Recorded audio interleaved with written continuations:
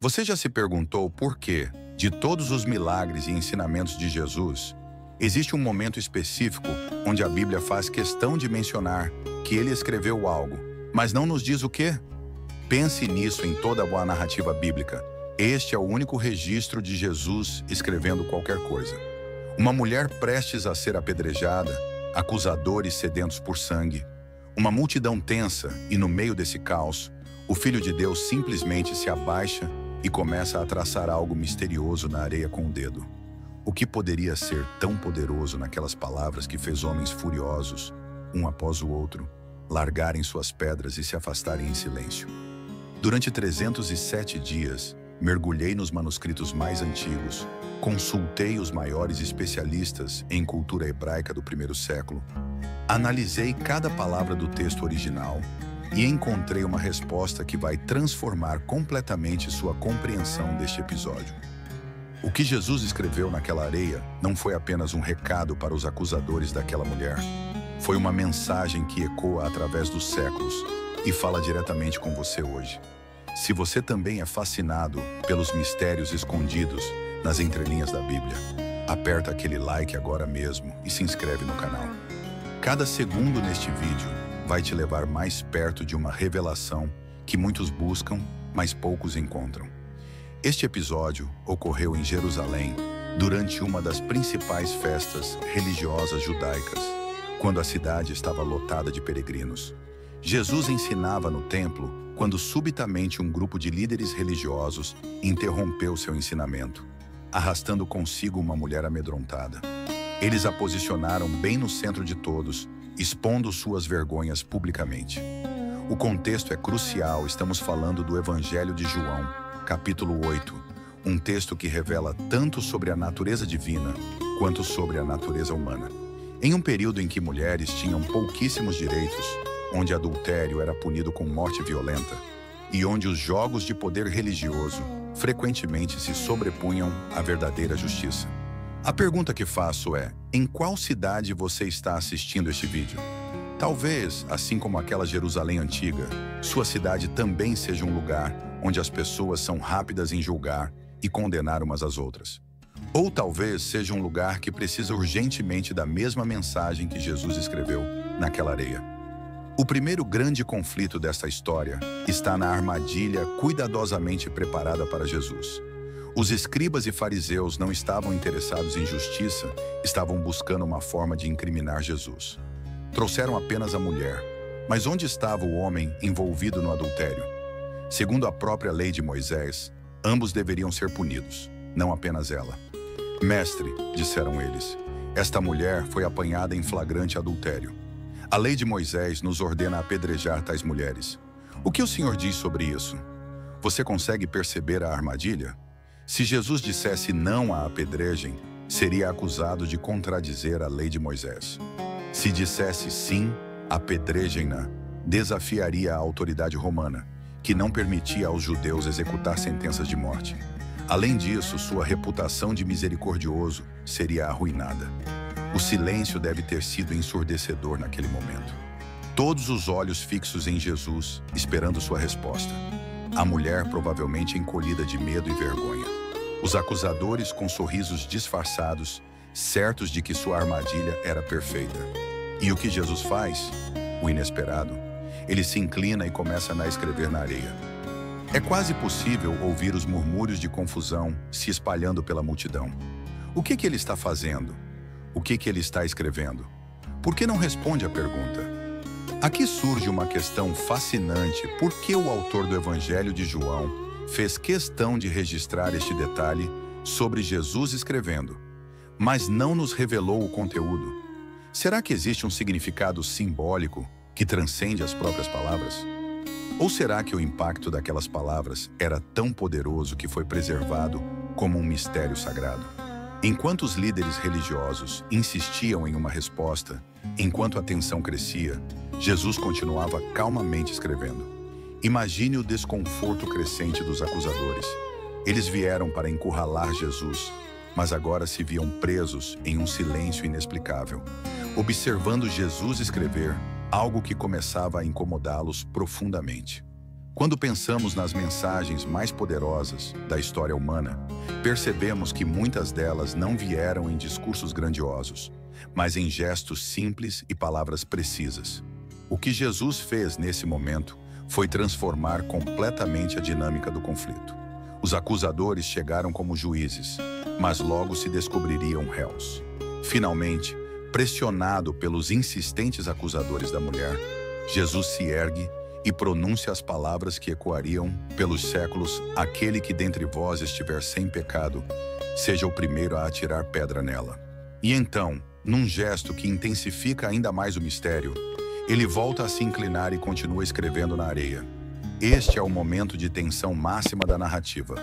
Uma sentença perfeita que nem defendeu, nem contradisse a lei de Moisés, mas elevou o confronto a um nível de consciência individual. Jesus não questionou a lei, questionou os executores da lei. O que poucos sabem é que existe uma antiga tradição rabínica, preservada em manuscritos do segundo século, que oferece uma interpretação extraordinária sobre este episódio. Segundo estes textos, havia uma profecia de Jeremias que dizia: os nomes dos que abandonam o Senhor serão escritos na terra. É possível que Jesus estivesse literalmente escrevendo os pecados específicos de cada acusador na areia, junto com seus nomes. Imagine o horror desses homens ao verem seus segredos mais obscuros sendo revelados publicamente, um por um. Talvez por isso, o texto bíblico menciona que eles começaram a se retirar um a um, começando pelos mais velhos.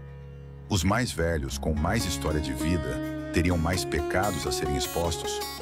Outros estudiosos apontam para uma conexão com o livro de Daniel, onde também aparecem dedos escrevendo durante o banquete de Belsazar. Ali, os dedos escreviam uma sentença de julgamento. Jesus, ao escrever na areia, estaria simbolicamente julgando os julgadores. Um terceiro detalhe fascinante vem de um estudo sobre o local onde isso provavelmente aconteceu. O pátio do templo era pavimentado com pedras lisas, mas havia áreas com terra ou areia acumulada. Jesus escolheu escrever justamente nesse elemento, a areia que simboliza o temporário, o passageiro. Talvez sua mensagem fosse que todos os julgamentos humanos são temporários diante da eternidade divina. O silêncio deve ter sido absoluto naquele momento. Enquanto Jesus continuava escrevendo, cada homem enfrentava não apenas o julgamento externo, mas principalmente seu próprio tribunal interior. As pedras nas mãos começavam a pesar, não pela sua massa física, mas pelo peso da consciência. A reviravolta nesta história é uma das mais poderosas da Bíblia. Um por um, começando pelos mais velhos até os mais jovens, todos os acusadores se retiram. As pedras que seriam instrumentos de morte caem no chão ou são abandonadas discretamente. A multidão sedenta por sangue se dispersa, deixando apenas Jesus e a mulher no centro. Agora vem um momento mais sublime. Jesus, que havia se curvado para escrever, finalmente se levanta e pergunta: mulher, onde estão eles? Ninguém a condenou? Ela responde: ninguém, Senhor. Então Jesus declara: eu também não a condeno. Vá e não peque mais. O que testemunhamos aqui é uma transformação completa. Uma mulher que minutos antes estava condenada à morte, agora recebe uma nova chance de vida. E não era uma vida qualquer, era uma vida transformada pelo encontro com o divino. Após 307 dias de pesquisa, descobri um detalhe linguístico fascinante no texto original. A expressão grega usada quando Jesus diz "vá e não peque mais" carrega uma força que nossas traduções não captam completamente. É um comando que implica não apenas abandonar aquele pecado específico, mas iniciar uma vida completamente nova. É como se Jesus dissesse: a partir de agora, você tem uma nova identidade, uma nova história. Outro aspecto extraordinário é como Jesus equilibrou perfeitamente a justiça e a misericórdia. Ele não ignorou o pecado, reconheceu sua realidade ao dizer "não peque mais", mas também não permitiu que o pecado definisse o destino final daquela pessoa.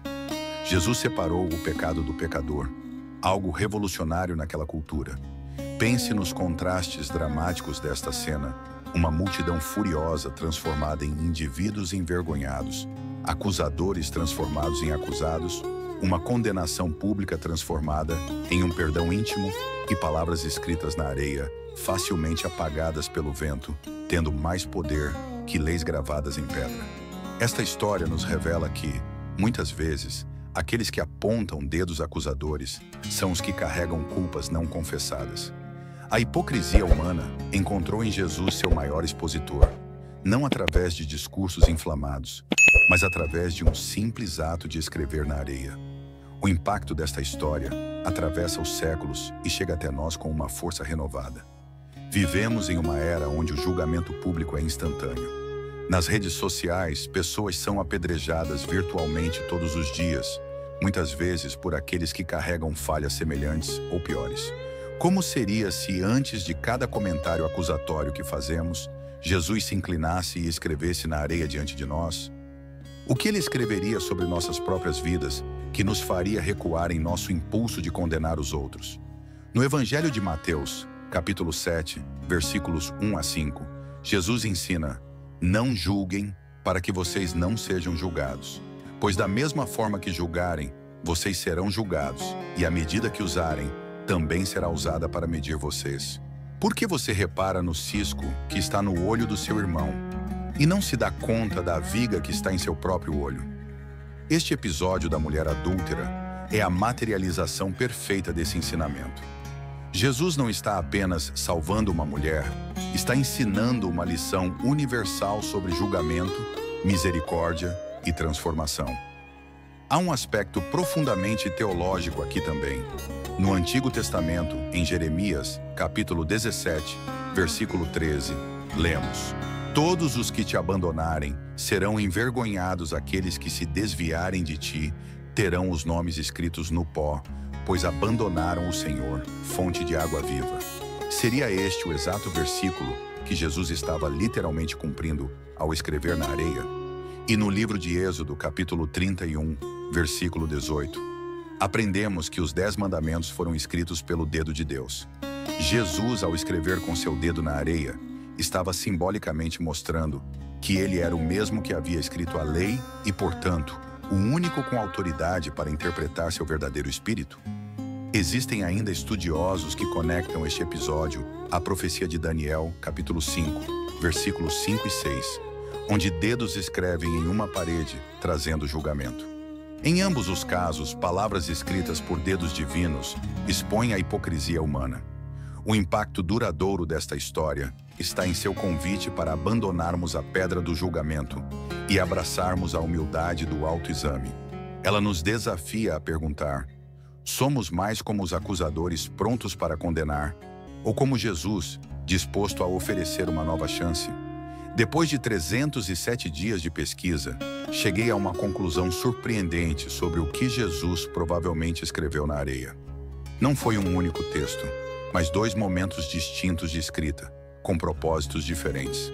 No primeiro momento, quando os acusadores ainda insistiam, tudo indica que Jesus escreveu pecados específicos daqueles homens, não apenas adultério, mas todas as formas de transgressão moral que eles cometiam em segredo. É por isso que eles saíram um a um, cada um foi confrontado individualmente com sua própria hipocrisia. No segundo momento, após todos terem saído, quando Jesus ficou a sós com a mulher, ele provavelmente escreveu uma mensagem diferente. Os manuscritos mais antigos sugerem que ele escreveu palavras de Oséias, capítulo 6, versículo 6. Pois desejo misericórdia, não sacrifício, e conhecimento de Deus em vez de holocaustos. A grande lição deste episódio é que todos nós estamos escrevendo nossa história na areia do tempo. Nossas acusações contra os outros são facilmente apagadas e esquecidas, mas os atos de misericórdia e transformação que permitimos em nossa vida deixam marcas eternas. Jesus não veio para condenar o mundo, mas para salvá-lo. Ele não ignorou o pecado da mulher, reconheceu sua realidade ao dizer: não peque mais. Mas ofereceu algo que nenhum sistema religioso ou legal poderia oferecer: um novo começo genuíno. Hoje, você está mais identificado com os acusadores que seguram pedras de julgamento, com a mulher pega em flagrante pecado, ou com Jesus que oferece misericórdia e transformação? Esta é a pergunta que devemos levar conosco deste episódio. O que Jesus escreveu na areia não foi apenas um recado para aqueles homens naquele dia específico, foi uma mensagem para toda a humanidade. Através dos séculos, antes de julgar o próximo, examine primeiro o seu próprio coração. Então, no verso sagrado de hoje, vimos que um simples gesto de escrever na areia revelou verdades profundas sobre julgamento, hipocrisia e misericórdia. Vimos como Jesus transformou uma situação de condenação em um momento de libertação. E descobrimos que, talvez, o mais importante não seja exatamente o que Jesus escreveu, mas o impacto transformador que suas palavras tiveram naqueles que as leram. Se essa história tocou seu coração hoje, deixa seu like, se inscreve no canal e me encontra no próximo vídeo. Vou te contar como Davi enfrentou seu maior inimigo, e não era Golias. Mas antes de ir, quero agradecer a cada um de vocês que ficou comigo até aqui, nessa jornada de descoberta. Vocês são a alma desse canal. Lembre-se, Jesus não escreveu apenas na areia daquele templo. Ele quer escrever uma nova história em sua vida também. E diferente daquelas palavras na areia que o vento apagou, o que ele escreve em nosso coração permanece para sempre. Que Deus abençoe sua vida e até a próxima.